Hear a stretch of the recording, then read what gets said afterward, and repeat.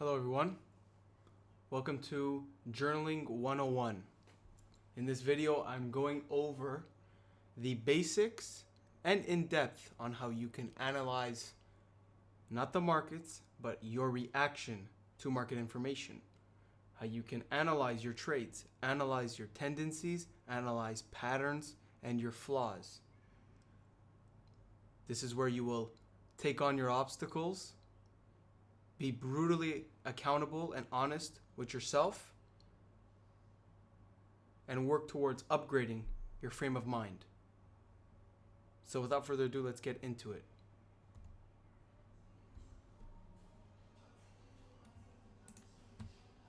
So, number one, the ingredients within your journal.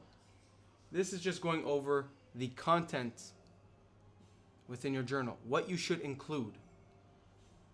You should write this down and follow this after every single trading day. On the left-hand side, you see the trade details. This is where you share the information of the trade, the ticker you traded, the trade, was it a long or a short, your P&L, did that trade pan out or not? You talk about your sizing. Let's say you're on NQ, you write down the contract size. How many contracts you sized in to this trade. Then include the model you used. For example, did you use the AM reversal, AM continuation, 9 AM CR model? What was utilized? Following that, you look at and write down and record the time of entry plus the time of exit. What time did you enter your model? And what time did each partial or stop loss get tapped? This will help you track over the course of time, typically how long your trades last. Once that is done, you go to the performance side of your journaling. You write down what went well, what emotions, what did you do well? Did you stick to your model? Did you suppress emotions? What did you do well? Did you set your levels and not intervene? These things you are going to record. What did you do well? Once you write this down, the next slide or the next point is what can be improved. Notice how I worded it here. Not what did I do bad. Don't knock yourself down. Operate out of a positive frame of mind. What can be improved? Where can I grow? Now you're looking at places where you can grow as a character, as a trader. So for example, did I follow my model's requirements? Did I get all the confirmations required and then follow the model? Or did I break a rule, not wait for an extra confirmation and take a trade just because I wanted to? Was my risk management suitable? Did I risk properly? Did I over leverage out of greed? Did I undersize out of fear? Typically then, rather than what I usually size in. And did I establish good habits? Throughout the trade, was I focused on following my rules, following my model, setting my levels, and letting the trade pan out? Or was I constantly letting my emotions get to me, intervening? Was I moving my take profit levels, my stop loss level? Was I scaling out early out of fear? These things you are going to record. And so, tying back into what I was saying, to measure a successful day, that's the 3 questions you need to use. If you did those 3 questions well in your journal when you record it, then I'm positive that you can call that a successful day, regardless of if the trade panned out. I don't care if the model panned out and you ended the day green or red. What matters is if you followed your model. That is a successful day because you practiced discipline and professional trading. So operate out of those 3 questions to judge and evaluate whether that trading day was successful. Next, were rules followed or did emotions expose my flaws? Now you're going to feel emotions in a trade. It's not something that you can avoid. If you see price beginning to turn on you, you're gonna, whether it's subtle or advance, you're going to feel some sort of emotion.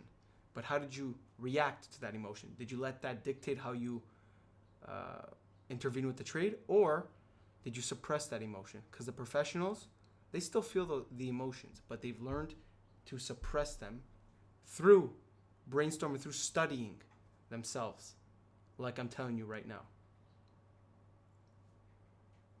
So it's about how you react to the emotions you feel.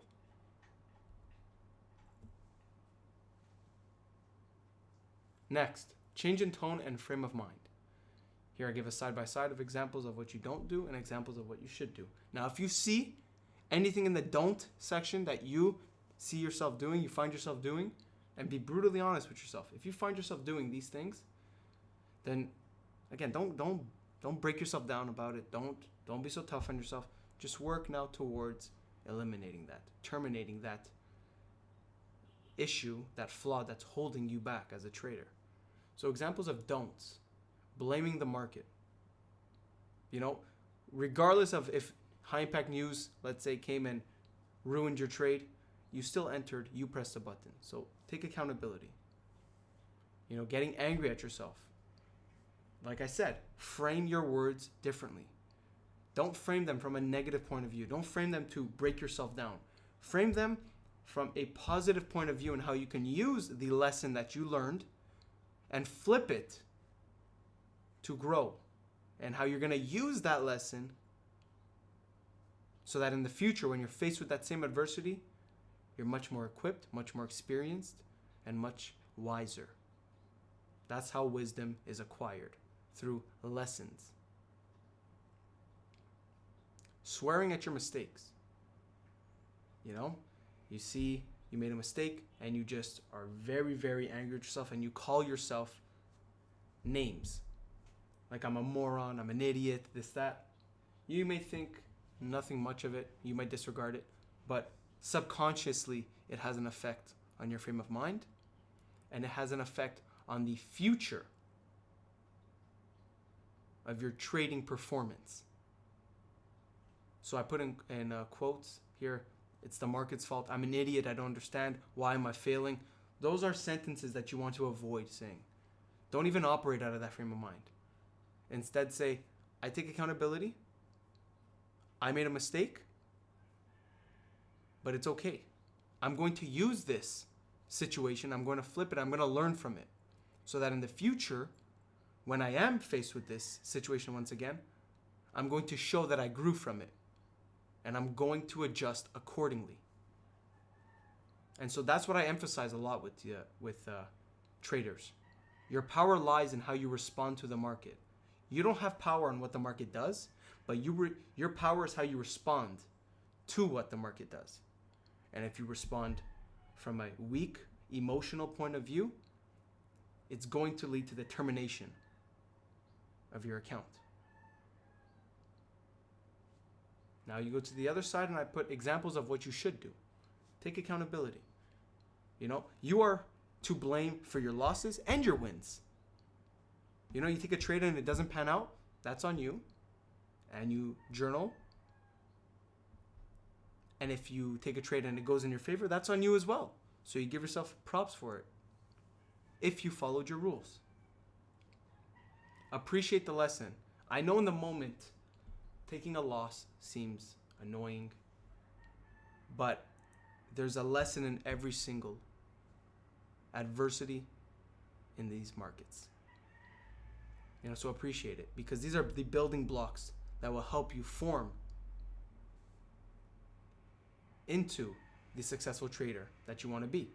The professional full-time trader, you're not going to become that trader without the lessons. So appreciate the lessons. Write it down. Say, I'm thankful. In your journals, I'm thankful that I learned this today. Let's say I was fearful, so I closed the trade before it hit my take profit, and it ended up panning out the trade. Okay, I experienced and showcased a flaw, fear, but I'm grateful for this lesson, because I'm going to utilize this lesson to my advantage. I'm going to take this setback and help it become a building block and the foundation of my character when I'm faced with that situation the next time. So I'm thankful that I got to learn this lesson today. Thank you. Do you see the difference? Whereas you say, oh, I'm a moron. I can't believe I would do this. Why do you keep giving in? Why do you keep showing fear? Unacceptable. You see the difference? That does not operate from a frame of mind that wants to overcome and build character. That comes from a frame of mind that breaks your character down, breaks you down as a trader, and will lead to continuous drawdown. And so this ties into the third point. Sweet talk yourself in journal entries. I put in quotes. I must improve with the certain obstacle, whether it be greed, fear, overtrading, revenge trading. But I'm glad I learned this lesson. I'm thankful for this experience because I am wiser and I know where I must improve. And I'm going to do everything necessary to improve. I'm going to go back to the foundation, back to the root of what's causing these emotions to flare up. And we are going to make sure that this has no power over me in the future. That is a frame of mind that is sustainable. That's a frame of mind that lasts, and that's a frame of mind that leads to successful trading. So how to improve? What will I do to improve? What should you do to improve? I always talk about psychology sessions. Dig in. Find the flaws. Find what's causing the flaws. Is it something outside of trading in your personal life? Is it something that you were wired a certain way, like you can't accept a loss, you're a sore loser? Find the root cause of why you are experiencing and showcasing certain flaws. Dig into it and dig into how you will overcome it. Review past journals. Now, when you journal, that's great. Of course, you should be journaling every trade. But don't, after you journal, just leave it to be and never look at it again. You are going to review the past journals. Find patterns in your journal entries. Find, what am I doing often that's holding me back?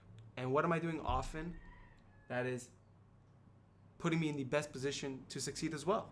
You know, the pros and cons, you want to find both. So you can find the root cause of emotions. Create a solution to being stoic when trading. That's where I say, now once you find the root cause, now you create a solution. How am I going to operate in the market from now on? How am I going to measure my day, whether it's a winning day or losing day? And how am I going to remove those emotions? How can I operate out of a frame of mind that doesn't need to have the model pan out this specific day? And you do that by zooming out. Look at the higher time frame. Look at the span of time. Over time, your model will win. So this one session does not define your career. Don't be so narrow-minded.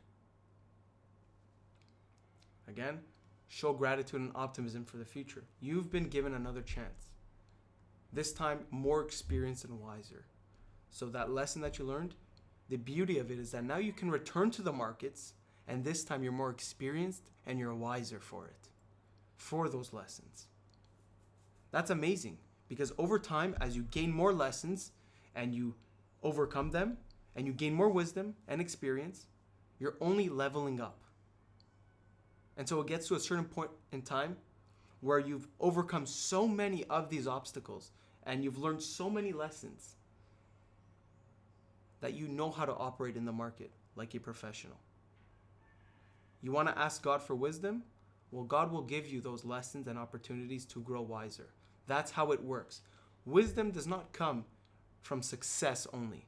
Wisdom comes from uncomfortable character building moments, the setbacks. That's where your wisdom is acquired. Most people will talk about the lessons they learned, and it comes from a situation where they faced adversity. That's the only way you grow wiser. And so in trading, it's the same way. It's not different in trading. You're going to have to take losses. You're going to have to experience flaws, obstacles, adversity in order to get it back together, reshape the fundamentals, grow, experience, and formulate a new way of thinking, reframe your mind in order to operate professionally. And that's wisdom. That is where the wisdom comes. So I would say invite those lessons early on in your career because they will pay 100-fold in the future. Weekly recap. Now, I mentioned journaling. There's multiple ways to journal. I talk about journaling every trade. That's an everyday thing if you take a trade on the day. That's an everyday thing. But there's also another form of journaling that you can do, that I do as well. Weekly recaps. This is where you go back on that week from Monday to Friday and you recap your journal entries. You read over them and you find the patterns.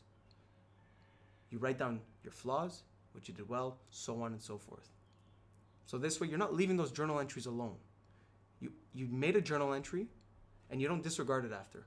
At the end of the week, go back to it. Read every day that you took a trade and read those journal entries with the details and the foundation I gave you in a previous slide. And that's how you're going to measure the week. You measure the week by your ability to trade professionally.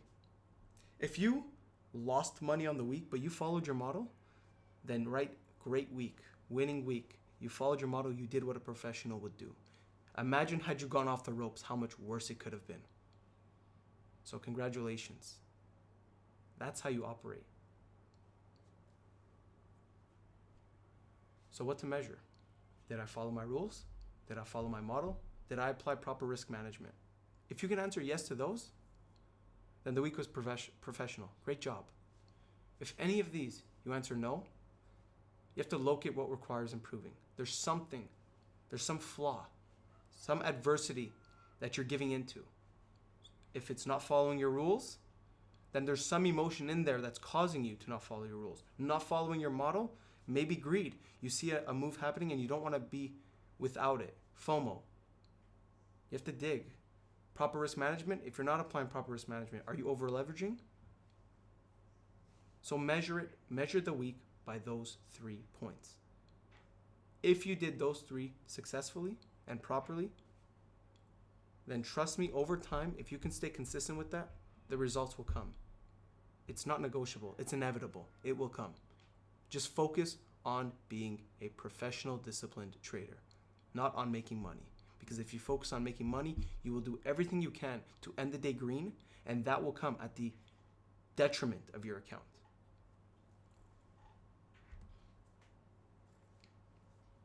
So, psychology session. I mentioned it briefly in the previous slides. But this is another way you can do it. Open a doc. Host a personal psychology session. Pour your current state of mind into that doc. Write down, what emotions are you feeling? What emotions do you feel mid-trade, pre-trade, post-trade? And dig. Find what is causing it. And then terminate it. See, these bad habits that you're portraying, they're temporary if you work on them. These bad habits have no power over you unless you give it power. For example, FOMO. FOMO only has power over you if you let it. If you let it have power over you. What does that mean? When you see a move occurring and you didn't get an entry and you start feeling a bit of FOMO, you say, I'm not joining this move. I have no business being in here. I didn't get my entry. That's okay. Hey, not following your model is much worse for you. So am I feeling a bit of FOMO? Yes, but I'm not going to give into it. I don't want to be in this trade, in this move, because my model is telling me that there is no reason to be in here. So for that reason, my hands are going to stay off. I'm not pressing any buttons. And you build that momentum. And it carries over into the future for your trading career. Because if you do showcase FOMO and you give in, well, guess what? You're going to give in another day and another day. And maybe it did pan out that one time, but the next time it won't. And then the market's going to take from you everything you gained and more.